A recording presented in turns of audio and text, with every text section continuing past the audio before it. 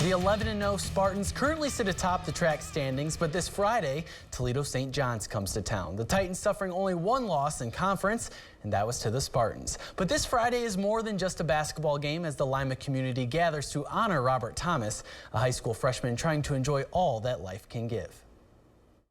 Oh, he's a great kid. He loves sports, has a lot of friends. He's a loving, kind kid. His plan at the beginning of the school year was to play basketball for the Lima Senior Spartans. I was at home practicing all the time for basketball season.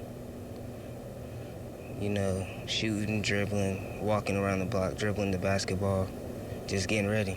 But after the first day of classes, a curveball was thrown in his direction. Found out August 21st.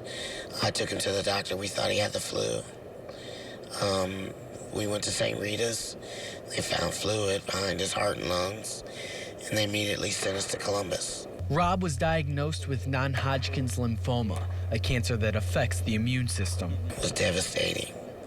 I have to tell a 14-year-old kid that his life has basically come to a halt for now. It was a hard thing to do.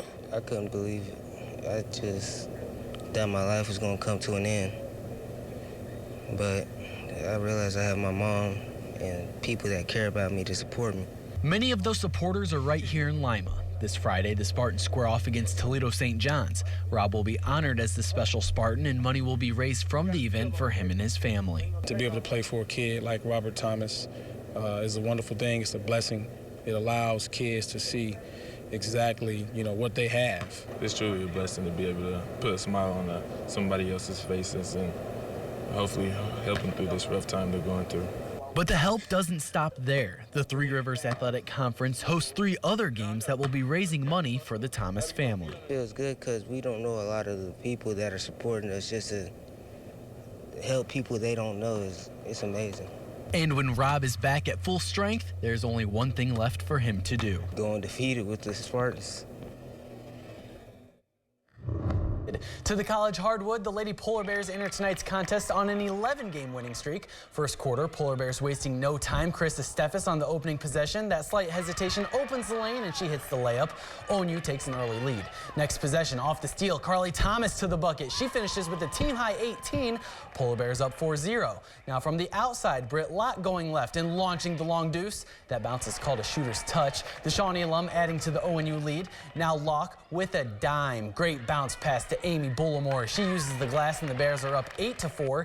And ONU never looks back. Bullimore missing the initial shot, but it's hustle from Arcadia's Courtney Kramer who follows and gets the bucket. Polar Bears lead pole to pole and win their 12th in a row, beating Heidelberg 61-51.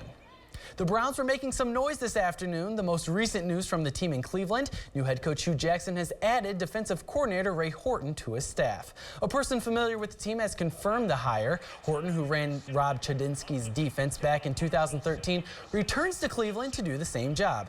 In that season, Horton's defensive unit finished 9th in yards allowed per game.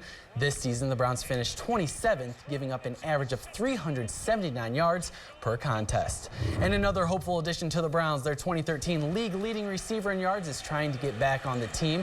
After failing multiple drug tests, Josh Gordon was banned for a year from the NFL in February. Now that Gordon is applying for reinstatement, Goodell has 60 days to review the case and see if he has demonstrated good behavior during his time off. If he can return to the Browns receiving corps, he'll be under contract for the 2016 season with the ability to become a restricted free agent after that year. All right, thanks, John. We'll be right back.